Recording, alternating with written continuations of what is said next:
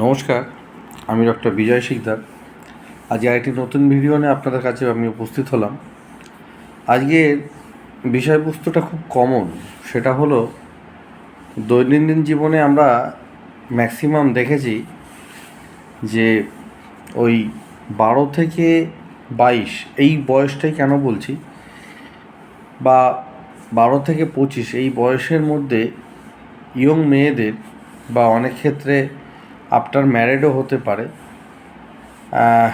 একটা পিরিয়ডের সমস্যা তৈরি হয়। তাদের ঋতুস্রাবের সময় বা মাসিকের সময় তাদের নানান রকম পেটে ব্যথা হয়, এবং পেটে ব্যথার সাথে সাথে তাদের অত্যাধিক বমি বা ভমিটিং টেন্ডেন্সি তৈরি হয়। এটা খুব কমন একটা ম্যাটার। তো আজকের ভিডিওটা আমি এইটা নিয়ে কেন আলোচনা করছি সেটা আমি ডিটেলসে বলছি। সেটা হলো, আমরা জানি আজকালকার দিনে প্রত্যেকটা মেয়েরই সিস্ট থাকে, ওভারিয়ান সিস্ট তৈরি হয় বা পিসিওডি হয়। সেক্ষেত্রে তাদের ইরেগুলার মেনস্ট্রুয়েশন তৈরি হয় এবং তাদের মধ্যে পেটে ব্যথার একটা কমন সিমটম দেখা যায়।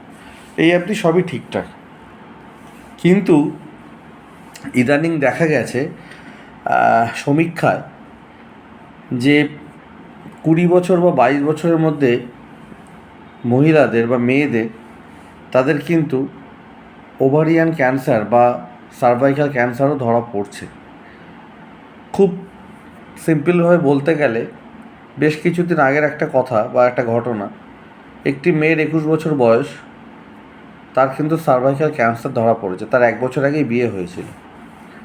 এইবার ব্যাপারটা হচ্ছে যে, যখন আমরা হিস্টোরি জানলাম বা যে ডাক্তারবাবুকে উনি দেখাতেন, তখন তিনি যখন হিস্টোরিটা নিলেন, তখন জানা গেল ওই মেয়েটির একটু হরমোনাল ডিসব্যালেন্স তৈরি হয়েছিল।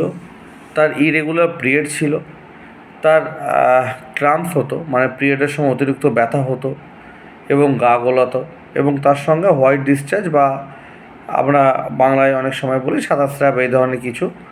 তো এই সমস্যাগুলো ছিল। সেই মেয়েটি সারা সময় লুকিয়ে গেছে, কখনো কারোর সাথে শেয়ার করিনি। ভ্যাজাইনাল ডিসচার্জ নিয়ে সে কখনো কারোর সাথে কিছু কথা বলিনি, কোনো ডক্টরের সঙ্গে খুব বাড়াবাড়ি না হলে যায়নি। ফলস্বরূপ কী হয়েছে, তার আজকে এই সার্ভাইকাল ক্যান্সারটা ধরা পড়েছে।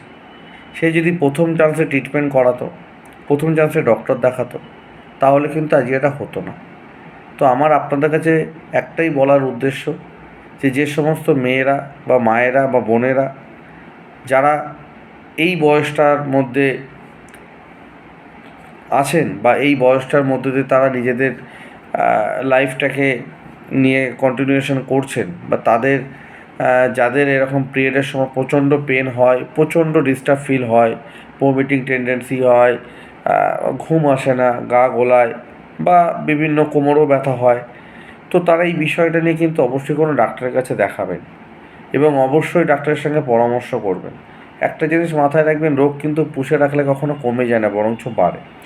এবার ডাক্তারবাবু যদি আপনাকে পরামর্শ দেয় যে আপনি ওয়েট লস করুন, আপনি এক্সারসাইজ করুন, আপনি হট কম্প্রেশন করুন, সেগুলো আপনি করতে পারেন। বা নিজে থেকে পেটে ব্যথা হচ্ছে বলে আমি গরম জলের ভাবই নিয়ে গেলাম, আমি এক্সারসাইজ করলাম না, বা আমার পিসিওডি আছে না পিসিওএস আছে আমি কিছুই জানতে পারলাম না, বা আমার ওভারিটা যে সিস্ট আছে আমার ওভারিতে, সেটা মেজারমেন্ট কত আছে, সেটা কত মিলিমিটার বেড়েছে না কত মিলিমিটার কমেছে নর্মালের থেকে বা স্বাভাবিকের থেকে, কতটা বেশি বা কতটা কম, আমরা এগুলোই জানলাম না। আমি ওই গরম জলের সেঁক নিই, পিরিয়ড হলে একটু ব্যথার ওষুধ কিনে খাই। এগুলো করবেন না, কারণ আপনিও জানেন, আমিও জানি, বা না জানলেও আমি আপনাদেরকে জানানোর চেষ্টা করছি যে আগেকার দিনে যে রোগগুলো আপ টু 50 এজের পরে হতো, 50 বছরের পরে গিয়ে ক্যান্সার বা কার্ডিয়াকের যে কোনো সমস্যা বা নানান সমস্যা, যেগুলো 50 বছর পরে গিয়ে আমরা দেখতে পেতাম, সেগুলো কিন্তু এখন 25 বছরের মধ্যেই দেখা যাচ্ছে। সেটা যে কোনো হতে পারে। সেটা আপনি যদি কার্ডিয়াক অ্যারেস্টের কথা বলেন, সেটা আপনি যদি মহিলাদের ক্ষেত্রে পিসিওডি বা পিসিওএসের কথা বলেন, কিংবা যে কোনো ক্ষেত্রে। তো আমরা হয়তো অ্যাডভান্স হয়েছি, তার সঙ্গে সঙ্গে রোগগুলোও অনেকটা অ্যাডভান্স হয়েছে।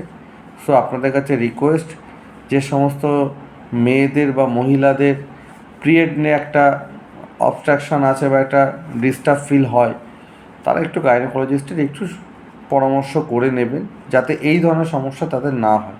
কারণ সার্ভাইকাল ক্যান্সার বা ওভারিয়ান ক্যান্সার এখন কিন্তু বয়স দেখে হচ্ছে না, 19-21 বছর পর্যন্ত বয়সই যথেষ্ট এগুলো হওয়ার জন্য। এবং এগুলোর কারণ কিন্তু মানে খুব সিম্পল, দীর্ঘদিন ধরে রোগটাকে চেপে রাখা, কারোর সাথে শেয়ার না করা, দীর্ঘদিন হয়তো তার হোয়াইট ডিসচার্জ হয় এবং পেটে ব্যথা হলে সে সেটাকে বাড়িতে দুটো একটা ওষুধ খেয়ে সেটাকে কমিয়ে ফেলার চেষ্টা করে বা এগুলো।